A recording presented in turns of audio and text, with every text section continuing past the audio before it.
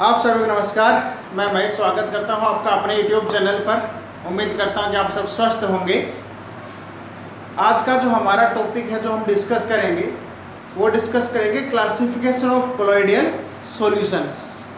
इससे पीछे जो हमारा लेक्चर रहा है, लास्ट जो लेक्चर, उसमें हमने डिस्कस किया था कोलॉइड्स के बारे में और डिस्पर्स फेज, डिस्पर्जन मीडियम क्या है, इनके बारे में डिस्कस किया था, है ना।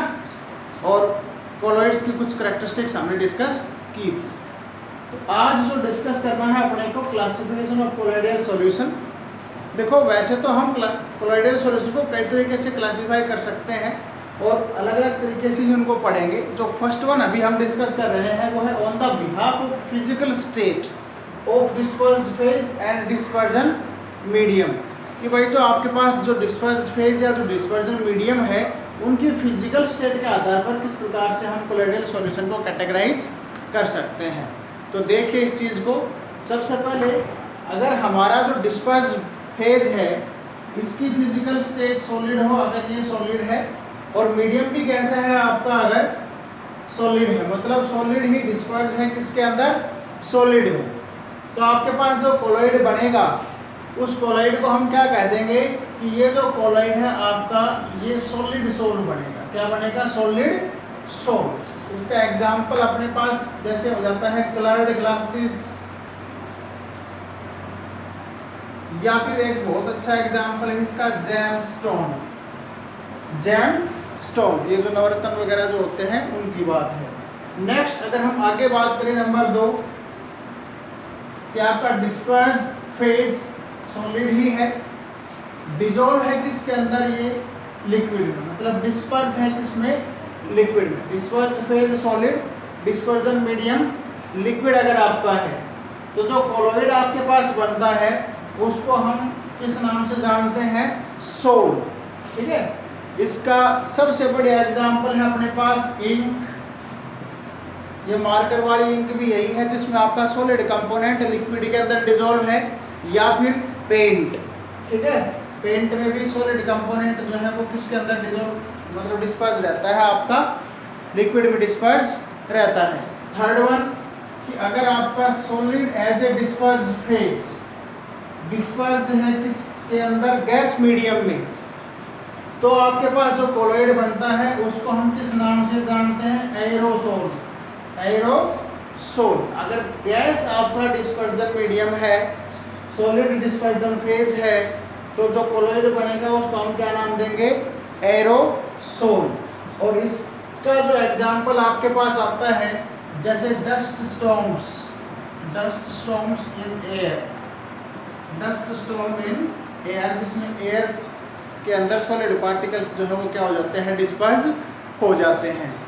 नेक्स्ट एग्जांपल अगर अपने पास है जिसमें लिक्विड अगर आपका डिजोल्व है किसके अंदर, सॉलिड के अंदर, लिक्विड डिजोल्व है किसमें, सॉलिड में, तो इसको हम एक नाम देते हैं जेल्स, जेल, क्या, जेल।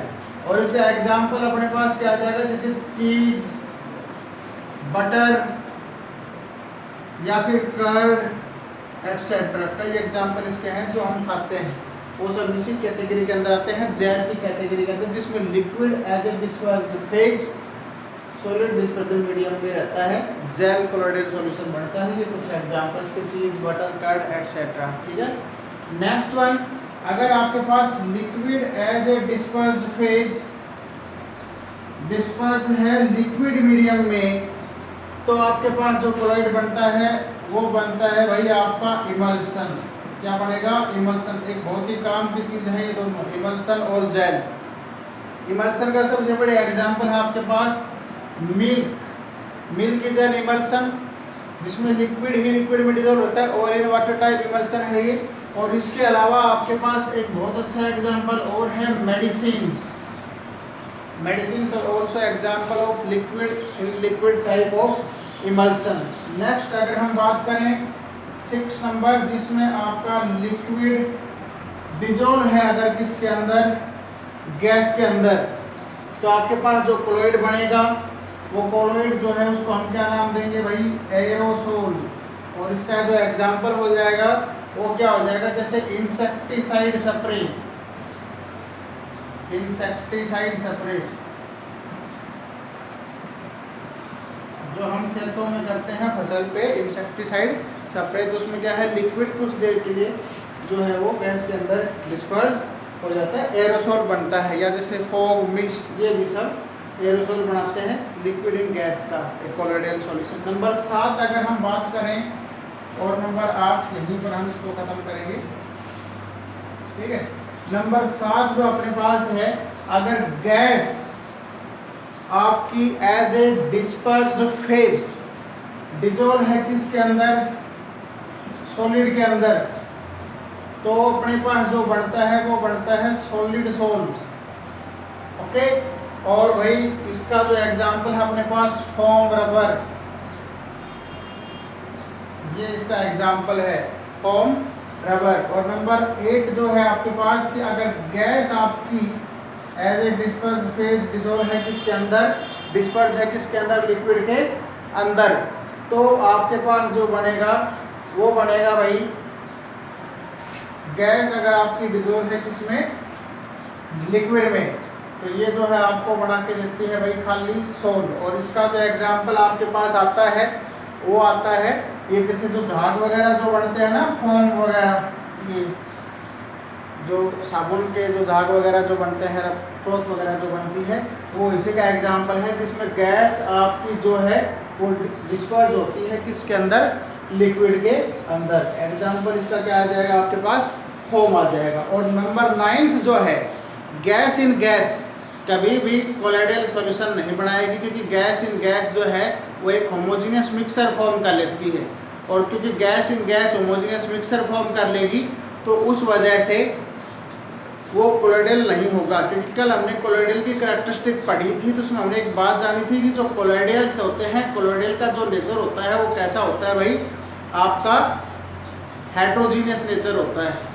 तो गैस इन गैस का नेचर वो जब मिलती है तो होमोजेनियस मिक्सर फॉर्म कर लेती है, इसलिए गैस इन गैस का कोलोइडल सॉल्यूशन नहीं बनता, बाकी जो है आपके पास बनते हैं, ओके। तो ये कुछ इनके एग्जांपल्स थे, इनको करो, इसको हम फॉर्म भी बोल देते हैं, ये कुछ इसको करो, उसके बाद हम आगे बढ़ते हैं सेकंड क्लासिफिकेशन की तरफ।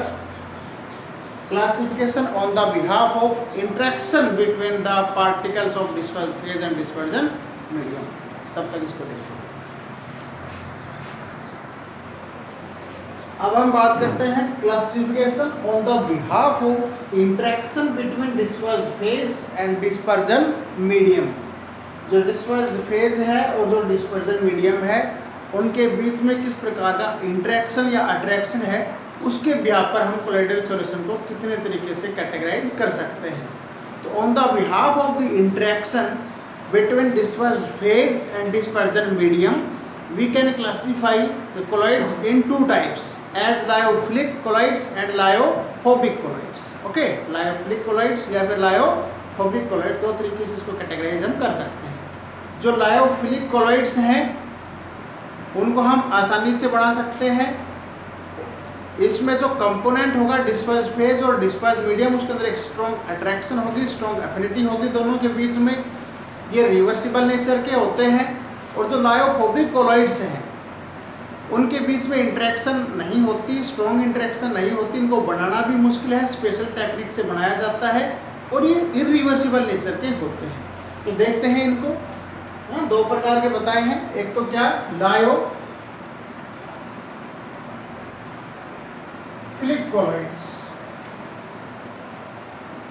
तो अगर लायोफिलिक कोलॉइड की बात की जाए तो देखो नाम से पता लग रहा है लायोफिलिक, ये दो वर्डों से मिलके बना है। लायो का मतलब हम ले सकते हैं लिक्विड, और फिलिक का मतलब होता है टू लव या टू अट्रैक्ट, ठीक है। तो इसका मतलब क्या होगा कि जो लायोफिलिक कोलॉइड होंगे उनमें dispersed phase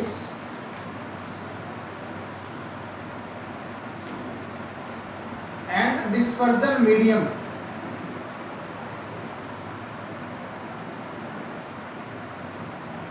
have strong affinity for each other, strong affinity for each other, दोनों के बीच में एक स्ट्रॉन्ग अट्रैक्शन होगी, क्लियर, डिस्पर्स फेज और डिस्पर्जन मीडियम के बीच में। दूसरी बात, लायोफोबिक जो कोलॉइड्स हैं can be made easily,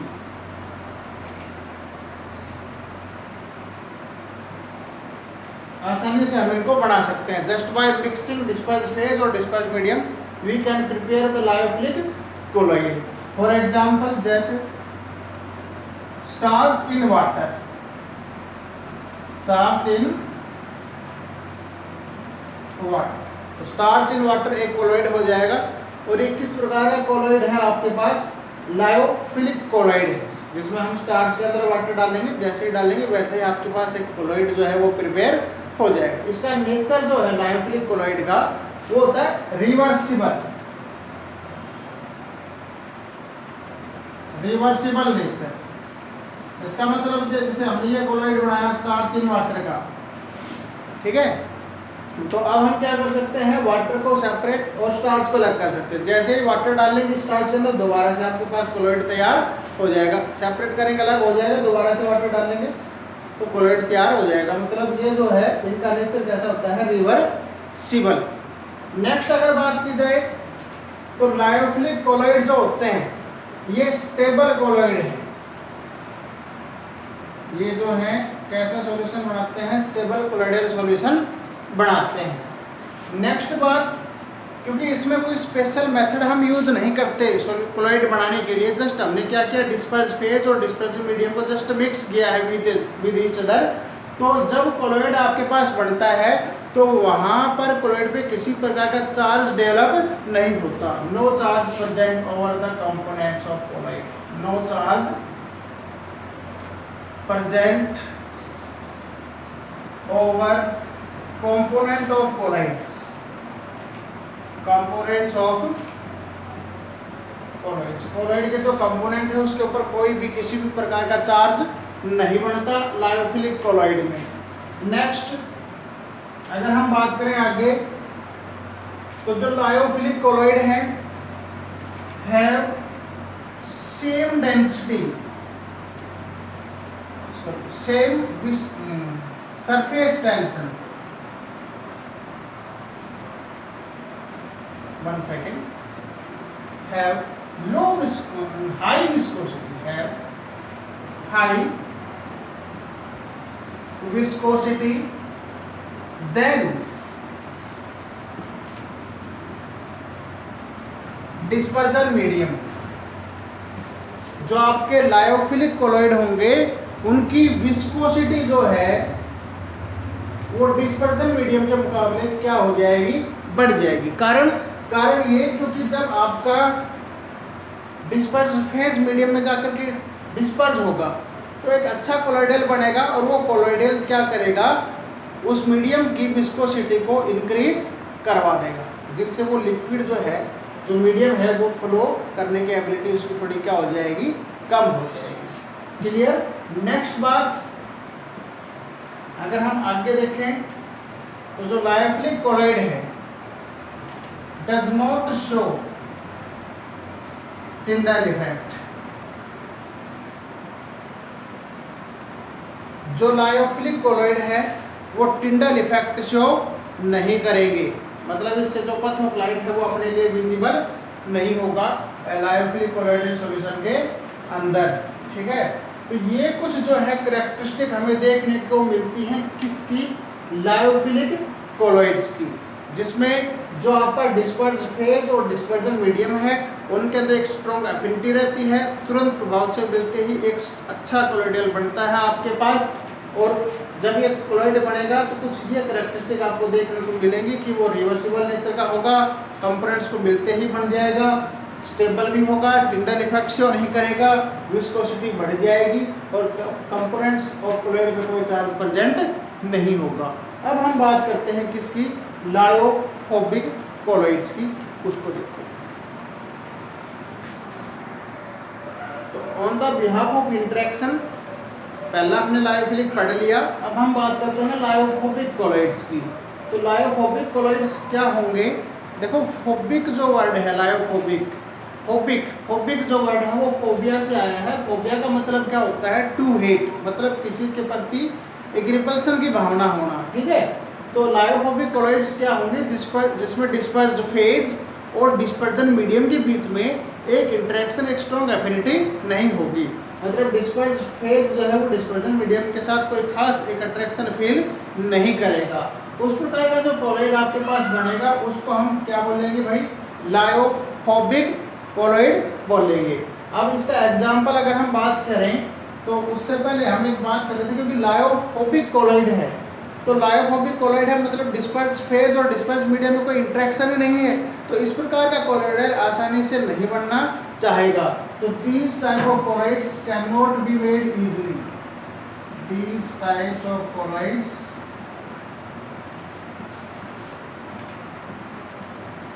cannot be made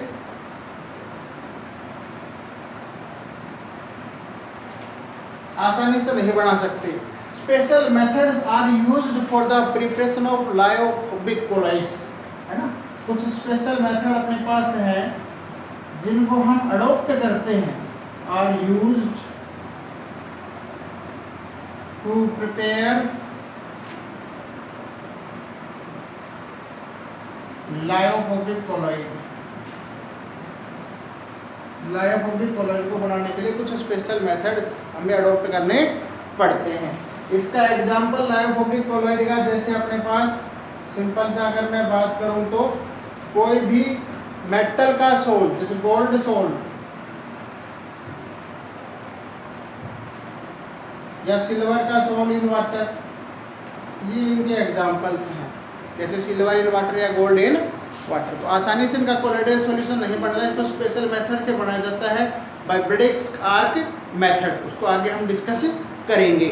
okay, third बात ये है कि भाई ये आसानी से नहीं बढ़ते, डिस्पर्स फेज डिस्पर्स मीडियम में कोई अट्रैक्शन भी नहीं है। तो ये जो कोलॉइड होते हैं these are unstable in nature, ये अनस्टेबल नेचर के होते हैं।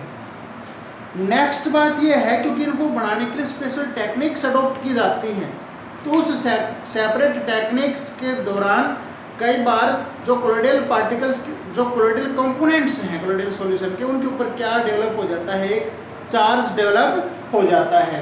तो चार्ज में प्रेजेंट, तो याद रखना जो लायोफोबिक कोलॉइड है उसके जो कंपोनेंट उन पे क्या प्रेजेंट होता है? चार्ज। वाई? क्योंकि इनको स्पेशल टेक्निक से बनाया जाता है, इस वजह से सब रीजन्स होते हैं जिनकी वजह से इनके ऊपर चार्ज डेवलप हो सकता है। तो charge present on the component of lyophobic colloid, lyophobic colloid के जो कंपोनेंट हैं उनके ऊपर क्या प्रेजेंट होता है? चार्ज प्रेजेंट होता है। नेक्स्ट अगर हम बात करें तो ये जो कोलॉइड होते हैं इनकी viscosity remain same as dispersion medium. जैसी विस्कोसिटी डिस्पर्जन मीडियम की थी वैसी ही रहेगी, क्योंकि यहाँ कंपोनेंट में कोई अट्रैक्शन हो ही नहीं। तो जैसी विस्कोसिटी डिस्पर्जन मीडियम की पहले थी वैसे ही कोलॉइड बनने के बाद रहेगी, उसमें कोई चेंज नहीं आएगा। और नेक्स्ट एक जो पॉइंट है वो ये है कि जो लायोफोबिक कोलॉइड है आपका, ये क्या शो करेगा? टिंडल इफेक्ट शो करेगा। तो शो टिंडल इफेक्ट, ये कुछ कैरेक्टरिस्टिक्स हमें देखने को मिलती है किसकी?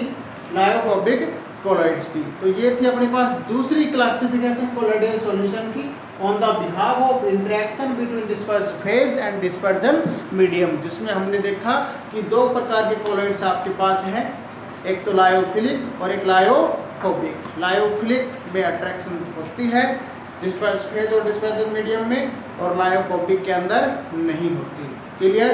अब हम मूव करते हैं हमारी नेक्स्ट और लास्ट क्लासिफिकेशन की तरफ। देखते हैं, नेक्स्ट है अपने पास classification on the behalf of types of particles of dispersion dispersed phase. On the behalf of the types of the dispersed phase, size of the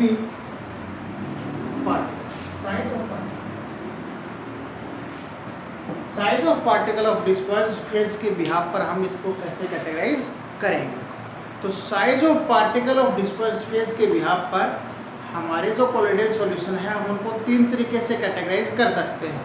number 1 multimolecular colloids, number 2 macromolecular colloids और number 3 associated colloids. Okay, multimolecular colloids, macromolecular and associated colloids, ये है आपके पास types of colloids on the behalf of the size of the particle of dispersed phase. अब शुरू में हम देखते हैं कि मल्टीमोलिकुलर कोलॉइड्स क्या होगा। तो देखो नाम से पता चल रहा है मल्टीमोलिकुलर कोलॉइड्स। मल्टी का मतलब मैनी, मल्टी मीन्स मैनी, और मॉलिक्यूलर का मतलब क्या हम निकाल सकते हैं, मॉलिक्यूल। तो यहाँ से कुछ बात क्लियर हुई होगी। ये वो कोलॉइड्स हैं जो बढ़ते हैं बहुत सारे छोटे छोटे छोटे छोटे मॉलिक्यूल्स के कॉम्बिनेशन से। जब बहुत सारे मॉलिक्यूल्स आपस में कंबाइन होते हैं तो उनके कॉम्बिनेशन से जब एक कोलॉइड बनेगा, जब एक पार्टिकल बनेगा कोलॉइडल रेंज का, तो उस कोलॉइड को हम क्या बोलते हैं, molecular colloids. Clear.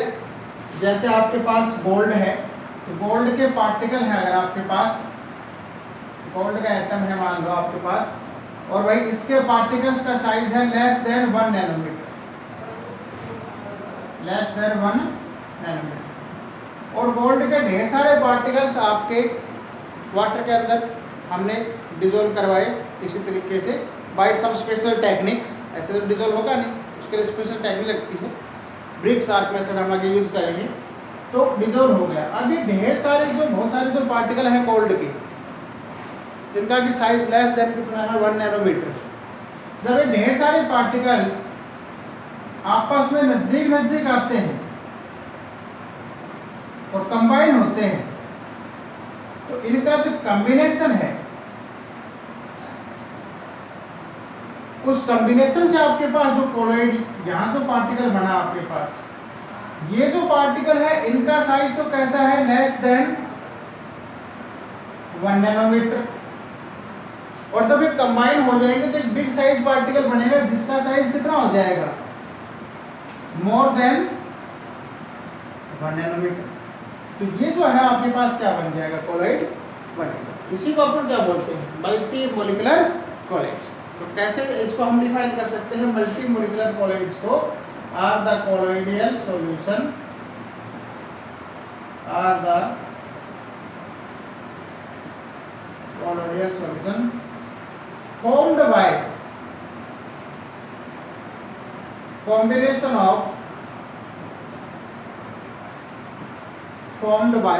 combination of many small atoms or molecules,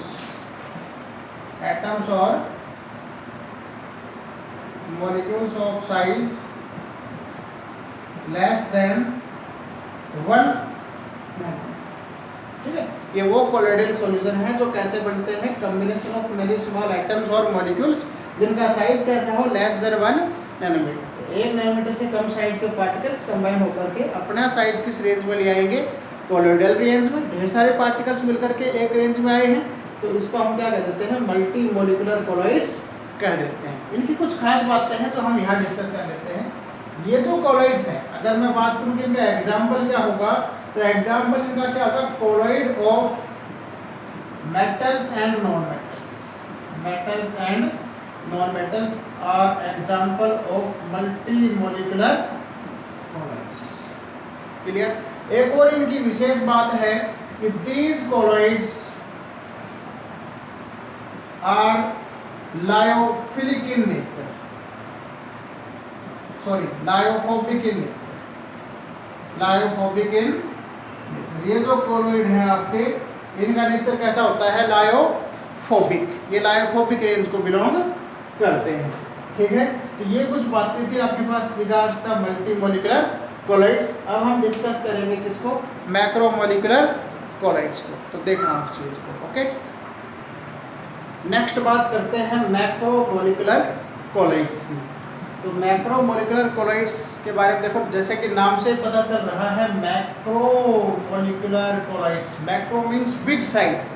तो इसमें क्या होगा, these are the colloids in which a big size molecule on dissociation comes in the range of the colloidal solution. एक बड़े साइज का molecule होगा और जब वो कोलॉइडियल हम बनाएंगे तो डिसोशिएट होकर के वो किस रेंज में जाएगा, कोलॉइड की रेंज में जाएगा। तो वहाँ से जो कोलॉइड बढ़ेगा उसको हम बोलेंगे मैक्रोमोलिकुलर कोलॉइड्स, ठीक है। तो क्या है ये, are the colloid formed bye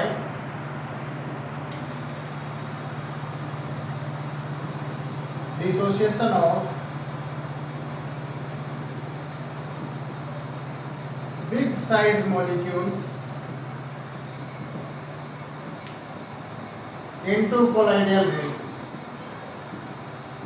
into colloidal rings। एक बिग साइज का मॉलिक्यूल है जिसका डिसोसिएशन होकर के वो किस रेंज में आता है, कोलॉइडियल रेंज के अंदर आता है। उसी को हम क्या कह देते हैं भाई, मैक्रोमोलिकुलर कोलॉइड्स बोल देते हैं, ओके। अगर नेक्स्ट हम इसमें बात करें तो इसके एग्जांपल्स क्या हैं, जो नेचुरल अपने पास पॉलीमर्स हैं जैसे स्टार्च, ठीक है, सेल्यूलोज, ये कुछ इसके एग्जांपल्स हो जाएंगे। इसके अलावा कुछ आर्टिफिशियल इसके भी एग्जांपल हो सकते हैं। ये तो नेचुरल एग्जांपल हो गए। अगर आर्टिफिशियल एग्जांपल की बात की जाए तो जैसे आर्टिफिशियल एग्जांपल्स में हम ले सकते हैं पीवीसी या नायलॉन एक्सेट्रा, क्लियर। ये जो है आपके मैक्रोमोलिकुलर टाइप का कोलॉइड बनाते हैं। कुछ इनकी और बातें भी हैं। एक तो ये बात होती है कि इनका जो मॉलिक्यूल होगा मैक्रोमोलिकुलर कोलॉइड का, इनके जो मॉलिक्यूल्स होंगे वो मॉलिक्यूल जो है आपके वो कैसे होते हैं, flexible and can take any shape, can take any shape. और नेक्स्ट इनकी एक और बात होती है वो ये है कि भाई इनका जो नेचर है वो कैसा होता है, लायोफिलिक। देखो मल्टी मोलिकुलर जो कोलॉइड था, मल्टी मोलिकुलर, उसका नेचर तो कैसा था, लायोफोबिक। इनका नेचर मैक्रोमोलिकुलर का नेचर कैसा है, लायोफिलिक नेचर। इनका जो नेचर होता है वो कैसा होता है भाई, लायोफिलिक नेचर होता है। तो ये कुछ बातें हैं रिगार्ड्स मैक्रोमोलिकुलर कोलॉइड्स। अब हम नेक्स्ट बात करते हैं जिसकी भाई एसोसिएटेड कोलॉइड्स, इसको आप कॉपी करो तब तक। नेक्स्ट हम बात करते हैं एसोसिएटेड कोलॉइड्स की। तो इसमें क्या होगा कि आपका जो एक जो सब्सटेंस है जिसका हम कोलॉइड बनाएंगे वो नॉर्मल कंसंट्रेशन पे तो किसकी तरह बिहेव करता है, लाइक एज ए क्रिस्टलॉइड। और जब उसी सब्सटेंस की कंसंट्रेशन धीरे धीरे मीडियम के अंदर हम बढ़ाते चले जाते हैं तो वही आपका जो है वो किसकी तरह बिहेव करना शुरू कर देता है, कोलॉइड की तरह बिहेव करना शुरू कर देता है, due to aggregation of the large number of ions together. यहाँ पर गौर करने वाली चीज़ ये है कि जो सब्सटेंस एग्रीगेट होंगे एक साथ वो क्या होंगे, आयंस एग्रीगेट होंगे, और उनके एग्रीगेशन से जो कोलॉइड बनेगा उसी को हम क्या कह देते हैं, एसोसिएटेड कोलॉइड्स, ठीक है। तो एसोसिएटेड कोलॉइड्स क्या है ना, इसमें क्या होगा, व्हेन या these are the substance, ऐसे लिख सकते हैं हम इसको, these are the substance which behave like as crystalloid। अब क्रिस्टलॉइड क्या होता है ये हमने पहले पढ़ा था, लास्ट लेक्चर में क्रिस्टलॉइड के बारे में डिस्कस किया था।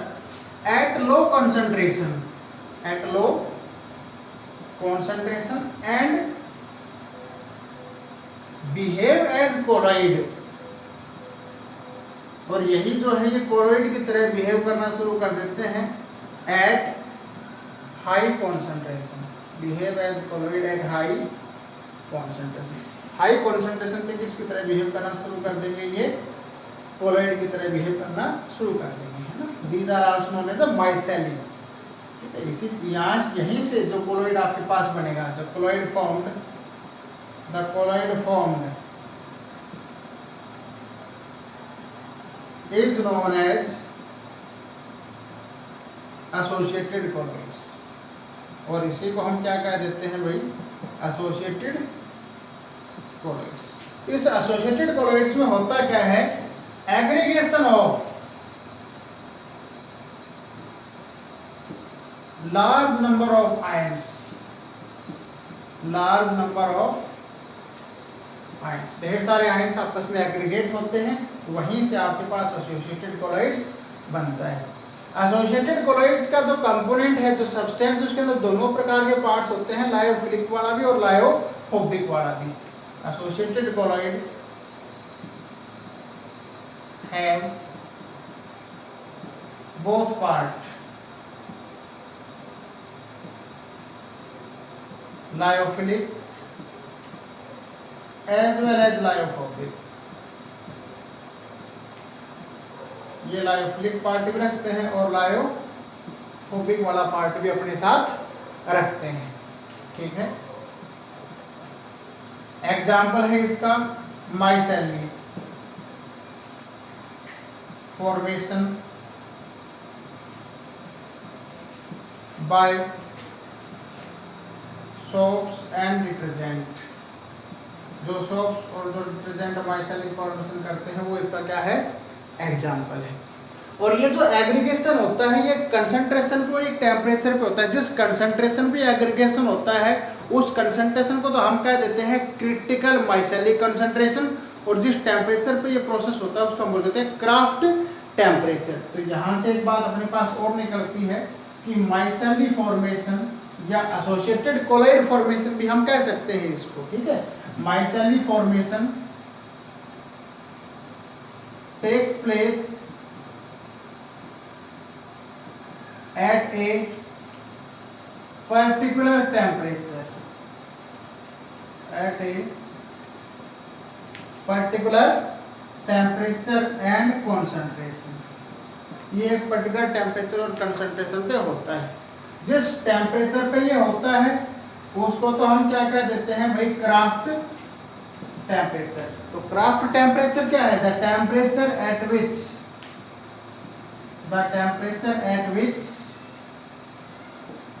माइसेली formation takes place, micelle formation takes place. वो टेम्परेचर जिस पे माइसेली फॉर्मेशन होगी उसको हम बोलते हैं क्राफ्ट टेम्परेचर, और जो क्रिटिकल जो कंसंट्रेशन है उसको हम बोल देते हैं क्रिटिकल माइसेली कंसंट्रेशन। हमसे कोई पूछे क्रिटिकल माइसेली कंसंट्रेशन क्या है, तो क्रिटिकल माइसेली कंसंट्रेशन क्या है, the concentration at which micelle formation takes place, micelle formation takes place. वो कंसंट्रेशन जहाँ पे माइसेली फॉर्मेशन होगी उसको हम क्रिटिकल माइसेली कंसंट्रेशन कहेंगे। वो टेम्परेचर जहाँ पर माइसेली फॉर्मेशन होगी उसको क्राफ्ट टेम्परेचर कहेंगे। माइसेली को हम एसोसिएटेड कोलॉइड्स कह देते हैं क्योंकि इसमें ढेर सारे जो एग्रीगेटेड पार्टिकल्स आयंस हैं वो क्या होते हैं, इकट्ठे होकर के एक कोलॉइड की फॉर्मेशन करते हैं। तो ये हमारे पास कुछ टाइप्स ऑफ कोलॉइड्स थे। सबसे पहले हमने डिस्कस किया on the behalf of the physical state of disperse phase and dispersion medium. 8 type के अलग अलग हमने डिस्कस की।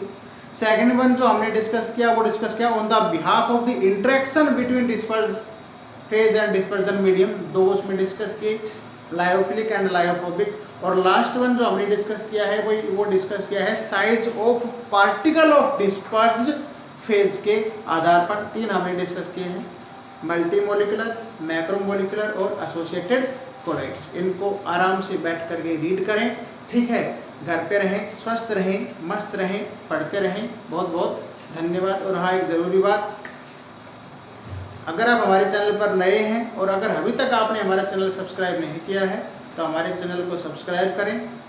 बहुत बहुत धन्यवाद।